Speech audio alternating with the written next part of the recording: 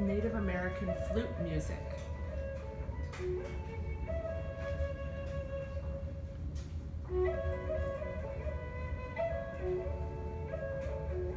Sounds pretty, huh? Okay.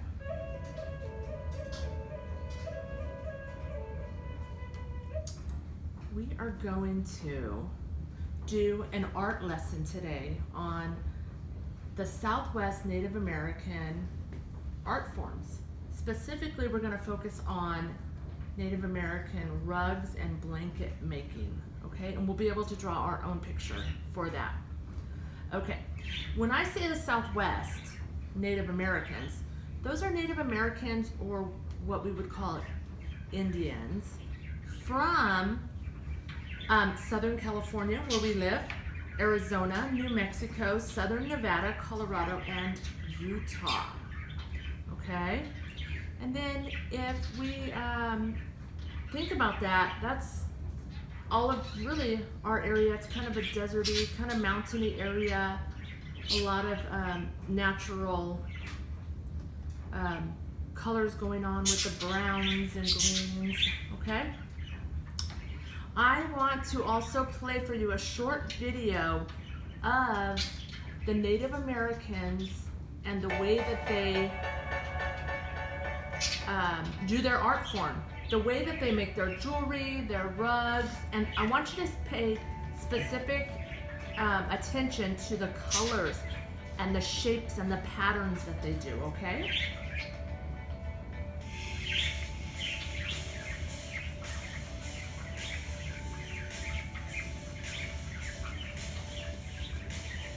That was called weaving the blanket.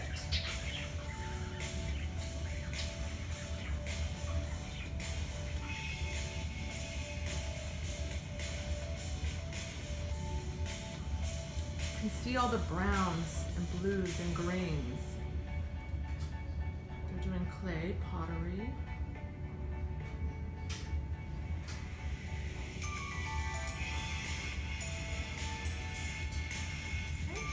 See those colors? It's very pretty, isn't it? Okay, perfect. Okay. So now that we kind of have an idea of what it looks like, the colors they use, and the patterns and shapes that they use, it's what we call very geometric, straight lines. And if you noticed with the weaving, what we saw on the top of the blanket is what we saw on the bottom of the blanket. They were the same, and if you folded it in half, it would be the same. Okay? Here are some more illustrations of blanket or rugs, and these are from a long time ago. These are very old ones, okay? You see that whatever was on this side, they have on that side. Whatever's on the top, they have on the bottom, okay? And the colors are very what? What are those colors? Very dark?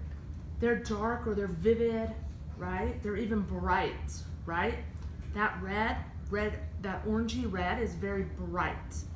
Okay, so we're gonna focus on that today. And then I want you to know that this rug making that the Native Americans did started over 400 years ago. That's a long, long time ago, okay? And it's very important to understand, Alexis, that it's done by women, and the women teach the girls to do it. So this is all for the girls, and this is what they do, okay? So that's kind of fun. Now, we talked about it being symmetrical. We want straight lines. We want it to be balanced on both sides. We want the proportions and the scale of the drawing that we're gonna do to be even, okay? If we were making a real blanket, it would be made out of wool from the sheep, okay? Or cotton, okay, that they grow in the fields. So that's important to know. And then it would be really a rough material, okay? Of course, we're gonna draw today, so we're gonna have a smooth surface, but it would be a rough material. Some of the colors that they used were the natural browns and whites and indigo. The yellows, greens, reds came later, And then even later, as they started to dye them and mix colors, they got some greens and yellows and oranges and purples, okay? So I want you to also know that the purpose of these blankets were used for sitting on. They sat on them. They had practical use. They wanted to stay warm, so they used them to stay warm. They sat on them. They used them for everyday purposes, but they also used them for special occasions. So maybe when there was something big happening, they wanted to show that the special occasion, and they'd make a beautiful blanket that depicted, that showed that special occasion. Also, it would tell their stories. So later, like hundreds of years later, we know what happened. We can read the blanket. We know the story. It's part of their culture. It shows their culture. Okay, it has a lot of symbolism for them. Okay, and then even later, towards like the 1900s, which you probably don't know because you're very young, but they would start to trade them and sell them, and they're worth a lot of money. Okay, so this is an example of one that I made to show you what a drawing would look like of a Native American rug. Okay, what we have on top is what we have on the bottom. Do you see that? They're the same. In the middle, we have arrows and the sun, okay? And the colors we have, what are these colors? What do you think of when you see those colors? What do they look like? I don't know. You don't know? Did they look like anything from the video? Yeah. Did they look like the mountains, the sand? Some of it. Some of it, huh? Yeah? Okay. Now when I did this, I outlined it so the colors will really pop and bring it out, okay? So I'm gonna leave this out as an example for you to think about while you're doing your own. Now, when we're doing a lesson, you can do it freehand. You can just, I'm gonna do it on my own, and I'm gonna start drawing all these shapes, and I might look at pictures online, and I'm just gonna do it from there.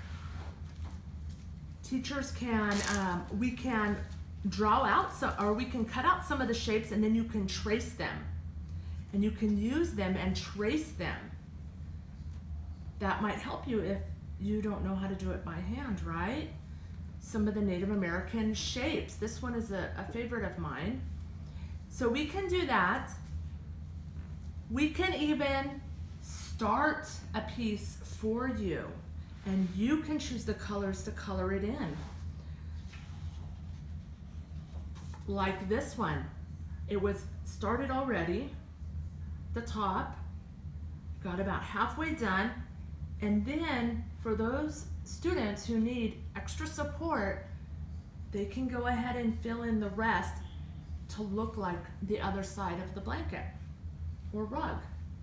Okay, when I say blanket and rug, Native Americans use that interchangeably.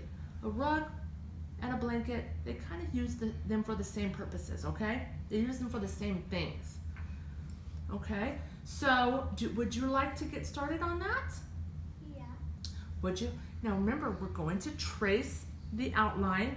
I have all of the colors here that we started with. We're going to trace it, outline it first, the shape, and then you can color it in. If you notice this one, we want it to look like that one. So what color is that? This one? Let's do this one, the big one. What color is this? Do you know?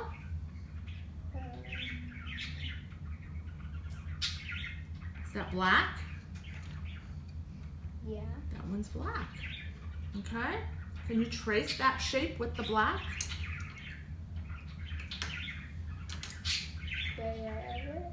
Right over the line that's already drawn for you.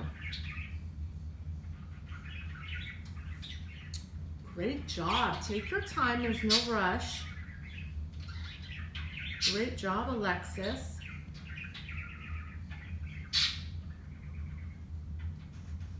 Oh, you're a pro. Look at that. You're a pro. Then what you want to do from there is you want to use that color to shade it in. We're going to shade in that shape. Good job. Very nice.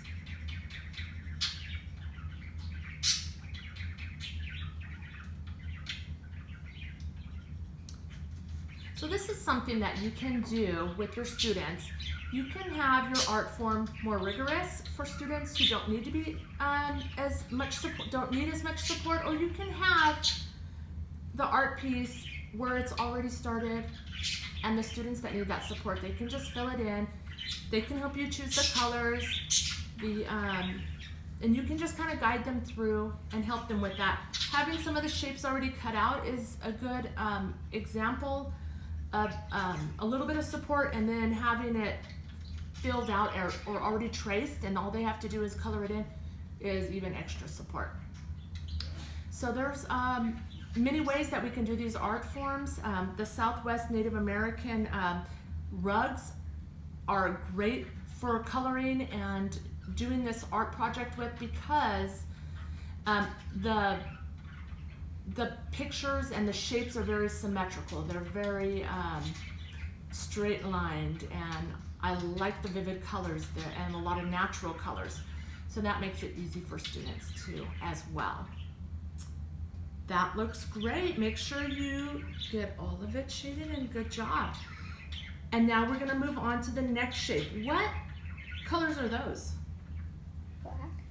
Good job, black, good.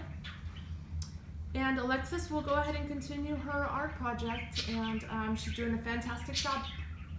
When I would be finished with this lesson, I would then grade it according to my rubric, and then of course I would have an art wall where I would post all of their art up there so that they can take pride in it.